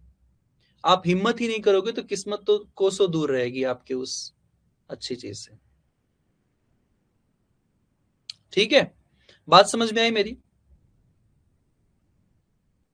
टेस्ट सीरीज के क्वेश्चन रिपीट कर सकते हो, लेकिन पूरा लगाने के बाद आपको एक राउंड पूरा टेस्ट सीरीज लगाना है, एक राउंड पूरा पीवाईक्यू पढ़ना है, और 3 बार आपको पूरे टॉपिक से गुजरना है। पहली बार थ्योरी आप पढ़ेंगे क्लास में, दूसरी बार आप पढ़ेंगे बुक से, और तीसरी बार आप सॉल्व करेंगे टेस्ट सीरीज और पीवाईक्यूज। 3 बार आपको एक टॉपिक को पढ़ना है, मतलब पढ़ना है। इससे आपका कॉन्फिडेंस बढ़ जाएगा और क्वेश्चंस को समझ करके आंसर करने का टेम्परामेंट डेवलप हो जाएगा।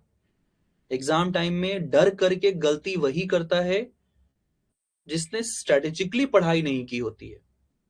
एग्जाम टाइम में हॉल में बैठते हैं, कंप्यूटर का माउस हाथ में होता है, ये क्वेश्चन का ऑप्शन सही है कि दूसरा सही है, इसी चीज में रह जाते हैं और सिली मिस्टेक्स करते हैं, छोटे छोटे क्वेश्चंस, आसान से प्रश्न गलत करके आते हैं और आपका एग्जाम क्वालिफाई नहीं होता है, 6 महीने की मेहनत पे के ऊपर पानी फिर जाता है। तो ये 5 पिलर के अकॉर्डिंगली हम लोग पढ़ाई करेंगे और अपने लक्ष्य को प्राप्त करेंगे। ठीक है, चलो, thank you so much, take care, bye bye guys.